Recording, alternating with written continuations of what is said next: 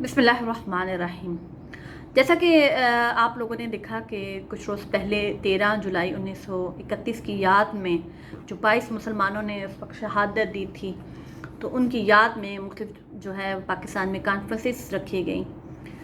मैं मसला कश्मीर को हमेशा एक मुख्तलिफ आरा के साथ और मुख्तलिफ नज़रियात के साथ और मेरा जो अपना ज़ाती पॉइंट ऑफ व्यू है मैं उसके हिसाब से बात करती हूँ। आज मैं बात करना चाहती हूँ कि जब 13 जुलाई 1931 को 22 लोगों को शहीद किया गया था और कश्मीर के अंदर जो डोगरा राज, जिसे हम हिंदू राज भी कहते हैं, कायम था, तो उस वक्त क्या सूरत हाल थी और आज क्या सूरत हाल है।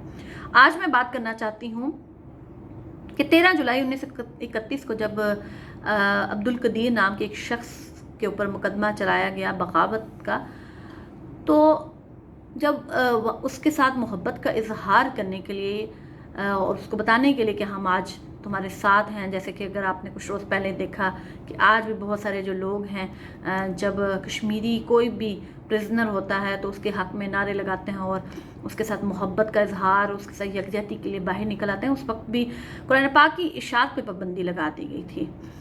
इसी तरह से हमारी मस्जिदों पे अजान देने पे पाबंदी लगा दी गई थी। इसी तरह से ईदों के खुतबात पे पाबंदी थी। इसी तरह जैसा कि मुसलमान गाय को ज़िबा करते हैं और सुन्नत इब्राहीमी अदा करते हैं, तो हिंदुस्तान में आज भी जैसे कि पाबंदी है, मुसलमान वहाँ पे गाय नहीं ज़िबा कर सकते, तो जिसकी बुनियाद पे दो कौमी नज़रे की बुनियाद पे पाकिस्तान हासिल किया। इसी तरह से डोगरा राज यानी कि हिंदू राज जो था, उन्होंने भी गाय की को ज़िबा करने पर पाबंदी लगाई हुई थी।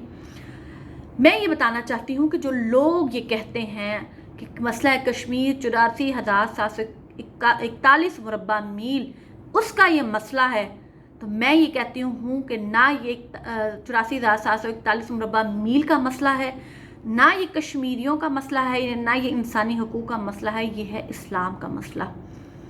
क्योंकि इस्लाम फोबिया जो कि आज पूरी दुनिया में गैर मुस्लिमों के सरों पे तसल्लुत बन के उनके जहनों पे बैठा हुआ है कि वो हर तरफ इस्लाम को बदनाम करने पे लगे हुए हैं। यही मसला शायद उस ज़माने में भी रहा कि हमेशा से यहूदी हों, ईसाई हों, हिंदू हों, इन्होंने इस्लाम को दबाने की कोशिश की और इस्लाम को आज भी आप देख लें कि किस तरीके से पूरी दुनिया में इस्लाम को बदनाम किया जाए, चाहे वो दहशतगर्दी का अमल हो, चाहे वो आप देखें इस्लाम को किसी भी नज़र के साथ देख लें, ये लोग मुसलमानों को बदनाम करते हैं, जबकि इनके अपने गिरबानों में ये अपने झांकें तो सबसे ज़्यादा ये जुल्म मुसलमानों पे करने वाले ख़ुद सबसे बड़े दहशतगर्द और बदमाश और बड़ी मैं ये समझती हूँ कि बड़े लेवल पे ये जो है वो इस्लाम को ख़त्म करने के लिए ऐसे ऐसे मन घड़त किस्म के ये लोग काम करते हैं।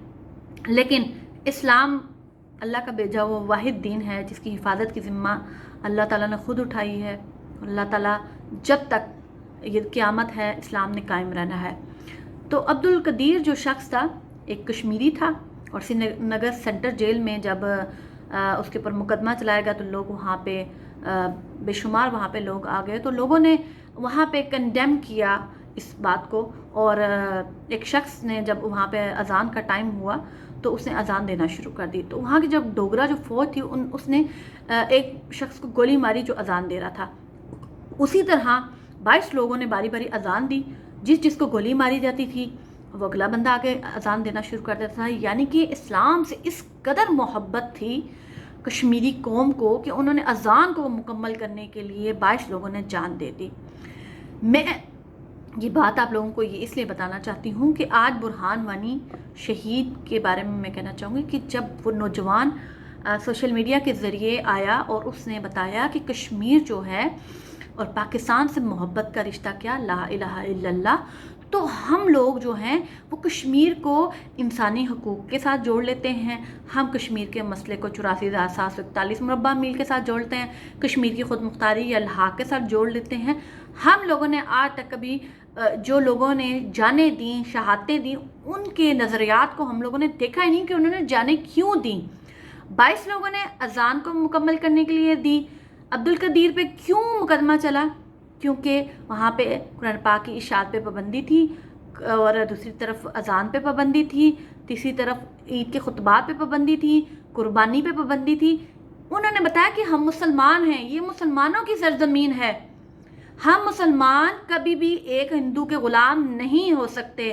تو آج جو یہ لوگ باتیں کرتے ہیں کہ ڈوگرا راج یا ڈوگرا کی سلطنت قائم کرنے کی باتیں کرتے ہیں، وہ ان کو کیوں یہ بات سمجھ نہیں آتی کہ مسلمانوں کے دشمن ہیں یہ ہندو، اور کبھی بھی کوئی غیرت مند مسلمان جو ہے وہ ان کی غلامی قبول نہیں کر سکتا۔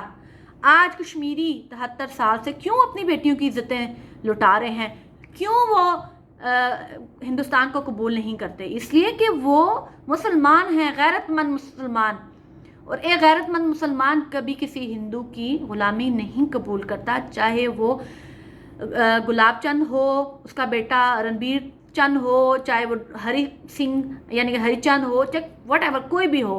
مسلمان صرف نبی کریم صلی اللہ علیہ وسلم کو مانتے ہیں اور ان کے بھیجے ہوئے، ان کے لائے ہوئے دین پہ ایمان رکھتے ہیں۔ اس لیے کشمیر بنے گا پاکستان۔